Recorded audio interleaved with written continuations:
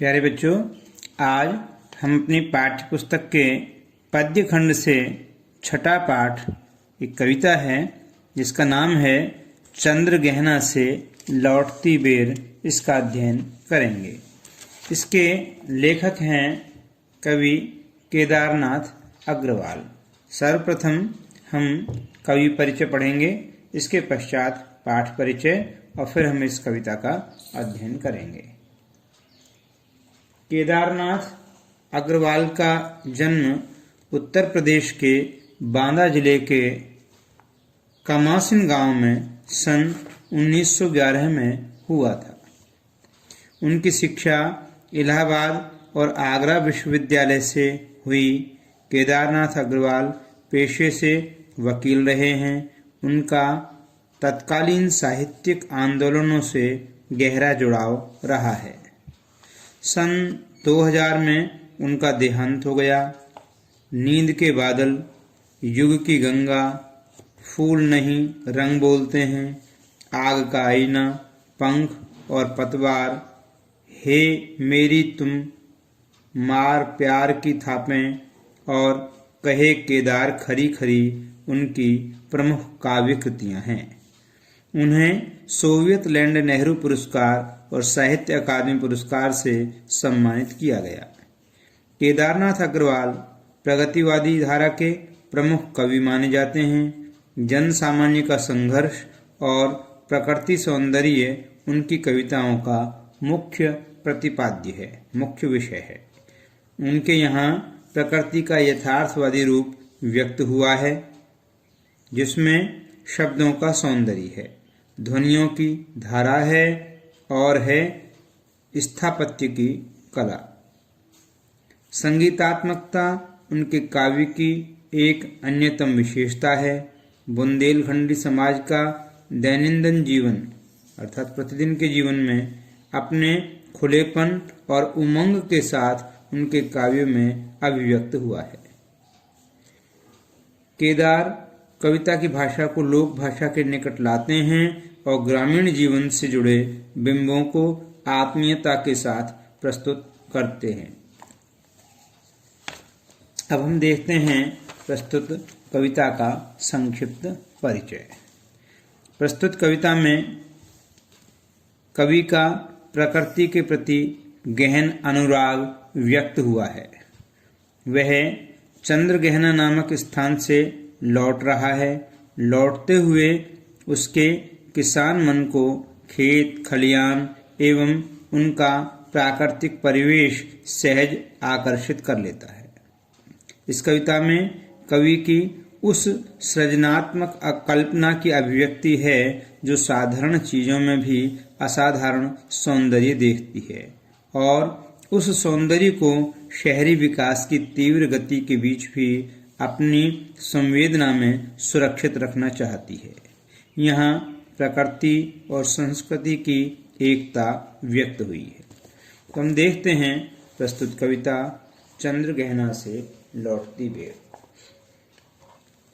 इस कविता में जैसा कि हमने इस कविता का अभी संक्षिप्त परिचय पढ़ा, इस कविता में कवि ने चंद्र गहना नामक स्थान पर जो एक ग्रामीण क्षेत्र है वहाँ घूमने जाता है और जब वहाँ से लौट करके आ रहा होता है तो रास्ते में उसे ट्रेन मिलने में थोड़ी देरी है। वह खेत के एक मेड़ पर बैठ जाता है और वहाँ बैठकर उस ग्रामीण परिवेश को, वहाँ के सौंदर्य को अपनी आंखों से निहारता है और उसका अलौकिक वर्णन कवि ने अपनी लेखनी से प्रस्तुत कविता में किया है। देखते हैं कविता चंद्र गहना से लौटती बेर। देख आया चंद्र गहना, देखता हूँ दृश्य अब मैं, मेड़ पर इस खेत की बैठा अकेला। कवि कह रहा है कि मैं चंद्र गहना नामक गांव को, जो प्राकृतिक सौंदर्य से भरा हुआ था, वहां से लौट करके आ रहा हूँ। उस ग्रामीण परिवेश से आते हुए कवि जब रास्ते में अपने ट्रेन के इंतजार कर रहा होता है, ट्रेन आने में कुछ समय होती है, तो वह एक खेत की मेड़ पर बैठ करके कुछ देर इंतजार करता है और वहां उस खेत की मेड़ पर बैठ करके गांव के उस प्राकृतिक अलौकिक दृश्य को अपनी आंखों से निहारता है। कवि कह रहा है कि देख आया चंद्रगहना, मैं चंद्रगहना देख आया हूँ, वहां से लौट रहा हूँ। देखता हूँ दृश्य अब मैं मेड़ पर इस खेत की बैठा अकेला। मैं अब गांव के एक खेत की मेड़ पर अकेला बैठा हुआ हूँ और गांव के प्राकृतिक दृश्य को अपनी आंखों से निहार रहा हूँ। कवि क्या देखता है कि एक बीते के बराबर यह हरा ठिगना चना बांधे मुरेठा शीश पर छोटे गुलाबी फूल का सजकर खड़ा है। कवि देखता है कि उस खेत में तरह तरह के पौधे खिले हुए हैं, तरह तरह की फसलें उगी हुई हैं। उनको कवि मानवीकरण कर रहा है। कवि महसूस करता है, देखता है कि उसके सामने चने के कुछ पेड़ खड़े हुए हैं, चने के पौधे हैं खेत में। तो एक बीते के बराबर यह हरा ठिगना चना, बीते मीन्स एक बालिश्त, एक बिलायन के बराबर एक छोटा सा, लगभग एक आधे हाथ के बराबर एक छोटा सा हरा चने का ठिगना सा पेड़, ठिगना सा पौधा खड़ा हुआ है। कहाँ? उस खेत में। बांधे मुरेठा शीश पर, मुरेठा कहते हैं पगड़ी को। बांधे मुरेठा शीश पर छोटे गुलाबी फूल का सजकर खड़ा है। उस चने के पौधे के ऊपर गुलाबी गुलाबी रंग के फूल खिले हुए हैं। उस चने के पौधे पर खिलने वाले गुलाबी फूल ऐसे नजर आ रहे हैं कि मानो वह चने का पौधा गुलाबी रंग के मुरेठा मीन्स पगड़ी को अपने शीश पर, अपने मस्तक पर बांध करके एक दूल्हे के रूप में सजा हुआ उस खेत में खड़ा है। पास ही मिलकर उगी है बीच में अलसी हटीली, देह की पतली कमर की है लचीली। कभी महसूस करता है कि जहां पर चने का पौधा है, उन चने के पौधों के बीच में ही एक अलसी का पौधा भी उगा हुआ है। पास ही मिलकर उगी है बीच में अलसी हटीली, हटीली मीन्स जिद्दी। ऐसा लग रहा है कि मानो उन चने के पौधों के बीच में ही एक जिद्दी किस्म की अलसी वहां उगी हुई है। पास ही मिलकर उगी है बीच में अलसी हटीली, देह की पतली कमर की है लचीली। अलसी का पौधा बहुत पतला होता है। उसकी जो तना होता है बहुत नाजुक होने के कारण थोड़ी सी हवा में वह हिलने लगता है, झुक जाता है, और जैसी हवा रुकती है वह पुनः खड़ा हो जाता है। तो कवि ने उस अलसी के पौधा जिसका तना बहुत कमजोर है, उस अलसी के पौधे को मानो एक नायिका की उपमा दी है कि मानो एक नायिका खड़ी हुई है। वो अलसी के पौधा रूपी नायिका वो जो खड़ी हुई है, उसकी देह कैसी है? पतली, और कमर उसकी है लचीली। देह की पतली कमर की है लचीली। नील फूले फूल को सिर पर चढ़ाकर, और उस अलसी के पौधे में कैसे रंग के फूल उगे हुए हैं? नीले रंग के फूल उगे हुए हैं।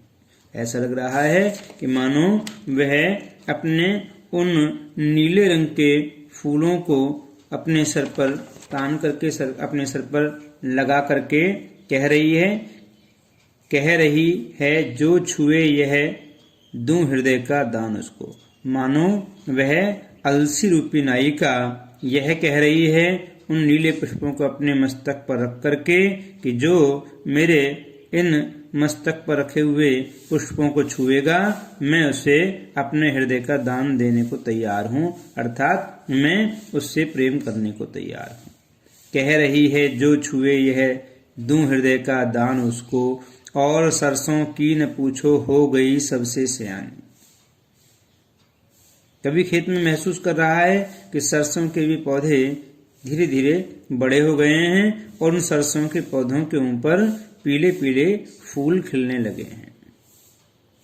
कवि ने चने के पौधे का, अलसी के पौधे का, सरसों के पौधे का, इन सभी का मानवीकरण किया है। और सरसों की न पूछो हो गई सबसे सयानी। सरसों की बात मत पूछिए, वो तो ऐसा लग रहा है कि मानो सरसों रूपी नायिका सयानी हो चुकी है, विवाह योग्य हो चुकी है। हाथ पीले कर लिए हैं, ब्याह मंडप में पधारी। वो सारा का सारा खेत कैसा लग रहा है, मानो जैसे विवाह का मंडप हो और उस सरसों के पौधे के ऊपर खिलने वाले पीले फूल ऐसे लग रहे हैं कि मानो सरसों रूपी नायिका ने अपने हाथ पीले कर लिए हैं, वो विवाह के लिए तैयार होकर के विवाह के मंडप पर पधार चुकी है।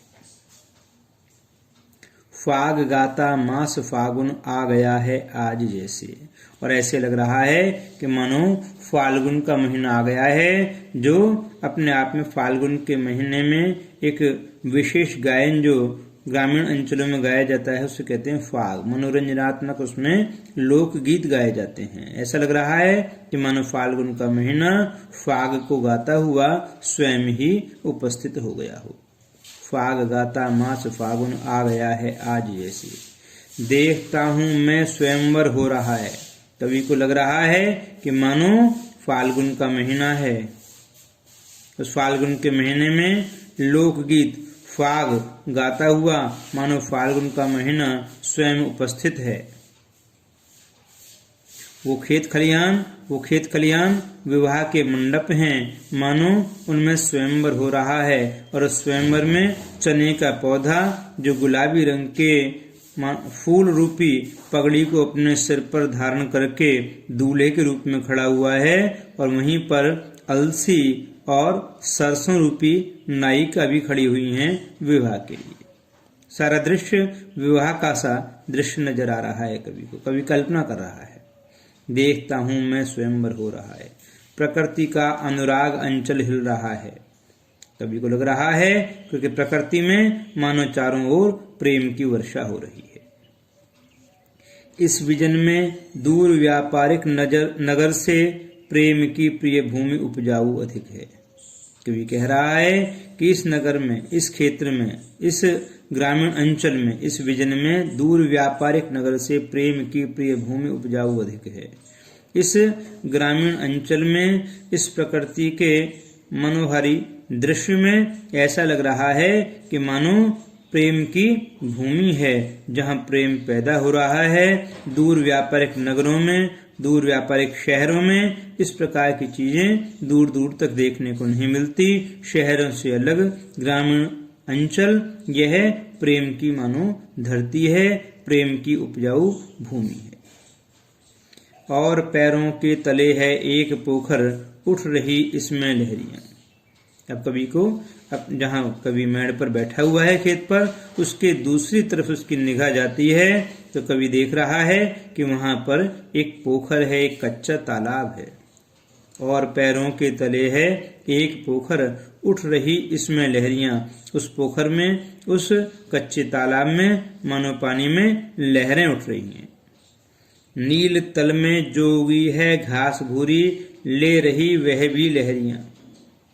और उस पोखर के किनारे भूरी भूरी घास उगी हुई है, और पानी के हिलने से, पानी में लहरों के उठने से मानो वो भूरी भूरी घास भी हिलती हुई सी महसूस हो रही है। नील तल में जो उगी है घास भूरी, ले रही वह भी लहरियां। एक चांदी का बड़ा सा गोल खंबा आंख को है चकमकाता। कवि क्या देख रहा है कि उस पानी के पोखर में जब सूर्य की किरणें गिर रही हैं तो ऐसा लग रहा है कि मानो गोल गोल एक चांदी का बड़ा सा खंबा उस पानी में घुस रहा हो, और उस चांदी के खंबे की ओर कोई व्यक्ति जैसे देख नहीं पाता है, उसी प्रकार से सूर्य की जब किरणें उस पानी में पड़ रही हैं तो वो चांदी के खंबे की तरह से ऐसी चमक रही हैं कि लेखक मानो चकाचौंध हो रहा है। लेखक उस ओर देख भी नहीं पा रहा है। एक चांदी का बड़ा सा गोल खंबा आंख को है चकमकाता। हैं कई पत्थर किनारे पी रहे चुपचाप पानी। और कवि क्या महसूस कर रहा है कि उस पोखर के किनारे अनेकों पत्थर पड़े हुए हैं, जो पत्थर लगातार पानी में पड़े रह करके मानो न जाने कितने वर्षों से लगातार पानी पी रहे हों, लेकिन उस सब के बावजूद भी उन पत्थरों की प्यास अभी तक नहीं बुझी है। हैं कई पत्थर किनारे, पी रहे चुपचाप पानी, प्यास जाने कब बुझेगी। कवि और क्या देखता है? कवि देख रहा है कि चुप खड़ा बगुला डुबाए टांग जल में, देखते ही मीन चंचल ध्यान निद्रा त्यागता है। कवि देख रहा है कि उस पानी के पोखर के अंदर एक बगुला खड़ा हुआ है। और बगुला कैसे खड़ा हुआ है? चुप खड़ा बगुला डुबाए टांग जल में। उसके पैर कहाँ हैं? उस पानी में ही हैं, वो पानी में खड़ा हुआ है, बिल्कुल ध्यान मग्न। ऐसा लग रहा है कि मानो ध्यान की मुद्रा में खड़ा हुआ है। और देखते ही मीन चंचल ध्यान निद्रा त्यागता है। और जैसे ही पानी में कोई मछली छटपटाती सी नजर आती है, पानी में जरा सी भी हलचल होती है तो उसे लगता है कि कोई मछली छटपटा रही है। और जैसे ही उसे मछली का आभास होता है तो मानो अपनी ध्यान निद्रा त्यागता है, अपने इसको ध्यान को छोड़ देता है और एकदम अचानक से अपनी चोंच को उस पानी में मारता है, उस मछली को पकड़ लेता है, उसे अपने गले के अंदर उतार लेता है। चट दबाकर चोंच में नीचे गले के डालता है, उस मछली को पकड़ लेता है और उसको अपने गले के अंदर उतार लेता है। एक काले माथ वाली चतुर चिड़िया श्वेत पंखों के झपाटे मार फौरन टूट पड़ती है भरे जल के हृदय पर। एक उजली चटुल मछली चोंच पीली में दबाकर दूर उड़ती है गगन में। और कवि क्या देख रहा है? कवि देख रहा है कि उसी पानी की पोखर के ऊपर एक और चिड़िया उड़ रही है। वो चिड़िया कैसी है? एक काले माथ वाली चतुर चिड़िया। वो चिड़िया बड़ी चतुर है, इसका माथा कैसा है? काला है। एक काले माथ वाली चतुर चिड़िया श्वेत पंखों के झपाटे मार फौरन टूट पड़ती है भरे जल के हृदय पर। जैसे ही वह चतुर चिड़िया जो काले माथे वाली है वह उस पोखर के ऊपर उड़ रही है, उसके पंख कैसे हैं? श्वेत पंखों के। श्वेत पंख हैं उसके, सफेद पंख हैं। और उन सफेद पंखों से वह जैसे ही पानी में उसे किसी मछली की हलचल सी महसूस होती है, वह श्वेत पंखों के झपाटे मार फौरन टूट पड़ती है भरे जल के हृदय पर। वह तेजी से बिजली किसी गति से उस पानी के ऊपर मानो टूट पड़ती है और उसमें डुबकी लगा करके उस चटुल मछली को, उस चतुर मछली को, उस चंचल मछली को जो पानी में तैरती हुई से नजर आ जाती है, एक उजली चटुल मछली चोंच पीली में दबाकर दूर उड़ती है गगन में। अपनी पीली चोंच में पानी में तैरती हुई मछली को पकड़ करके निकाल लाती है और आकाश में उसे लेकर के उड़ जाती है। और यहीं से भूमि ऊंची है जहां से रेल की पटरी गई है। अब लेखक अलग दूसरी तरफ देखता है। लेखक क्या महसूस कर रहा है कि ओ यहीं से भूमि ऊंची है जहां से। एक तरफ भूमि कुछ ऊंची नजर आ रही है, कुछ ऊंचाई पर है भूमि का हिस्सा। यहीं से भूमि ऊंची है जहां से रेल की पटरी गई है। लेखक महसूस कर रहा है कि जहां थोड़ी सी ऊंची भूमि है वहां से रेल की पटरी गई हुई है, वहीं पर अभी कुछ समय पश्चात रेल आने वाली है। ट्रेन का टाइम नहीं है, मैं यहाँ स्वच्छंद हूँ, जाना नहीं है। लेखक चंद्रगहना नामक गांव से लौट करके आ रहा है। उसे ट्रेन से बैठ करके अपने नगर में जाना है, अपने शहर में जाना है, लेकिन वहाँ खेत की मेड़ पर बैठा हुआ उस गांव के प्राकृतिक सौंदर्य को कवि निहार रहा है और वहाँ स्वच्छंद बैठा हुआ है। स्वच्छंद क्यों बैठा हुआ है? क्योंकि अभी उसके ट्रेन आने में देरी है, ट्रेन का टाइम नहीं है। अभी ट्रेन का टाइम नहीं हुआ है, ट्रेन आने में अभी देरी है, जाना नहीं है, अभी उससे जल्दीबाजी नहीं है जाने की। इसलिए वह स्वच्छंद होकर के गांव के उस प्राकृतिक दृश्य को, उस सौंदर्य को अपनी आंखों से निहार रहा है। ट्रेन का टाइम नहीं है, मैं यहाँ स्वच्छंद हूँ, जाना नहीं है। चित्रकूट की अनगढ़ चौड़ी कम ऊंची ऊंची पहाड़ियां दूर दिशाओं तक फैली हैं। अब कवि की निगाहें दूर तक जाती हैं और कवि महसूस करता है कि दूर चित्रकूट की पहाड़ियां उसे नजर आ रही हैं। वो कैसी पहाड़ियां हैं? अनगढ़, टेढ़ी मेढ़ी सी, चौड़ी चौड़ी पहाड़ियां हैं, लेकिन इसके साथ साथ कम ऊंची। चित्रकूट की अनगढ़ चौड़ी, कम ऊंची ऊंची पहाड़ियां दूर दिशाओं तक फैली हैं, जो दूर दूर तक चारों दिशाओं में फैली हुई हैं। बांझ भूमि पर इधर उधर रीवा के पेड़ कांटेदार कुरूप खड़े हैं। और उस चित्रकूट की कम ऊंची ऊंची पहाड़ियां, वहां उस पहाड़ियों की भूमि कैसी है? बांझ भूमि है, बंजर भूमि है। उस बंजर भूमि में कहीं पर भी कोई हरियाली नहीं है, बस है तो क्या है? इधर उधर रीवा के पेड़, जो एक कांटेदार बबूलनुमा पेड़ होते हैं, वहां उस प्रकार के रीवा के बबूलनुमा पेड़ उस पहाड़ के बंजर भूमि में चारों ओर उगे हुए नजर आ रहे हैं। बांझ भूमि पर इधर उधर रीवा के पेड़ कांटेदार कुरूप खड़े हैं। सुन पड़ता है मीठा मीठा रस टपकाता सुग्गे का स्वर। कवि बैठा हुआ है, वहां उसे प्रकृति बड़ी मनमोहक लग रही है। एक तरफ खेत खलियान है, दूसरी तरफ पोखर है, रेल की पटरियां हैं, तो कहीं दूर दूर तक फैली हुई पहाड़ियां हैं। इसी के साथ साथ उसे वहां के पक्षी भी मनमोहक लग रहे हैं, आनंदित कर रहे हैं। सुन पड़ता है मीठा मीठा रस टपकाता सुग्गे का स्वर, टें टें टें टें सुन पड़ता है। उसे सुग्गे मीन्स तोता।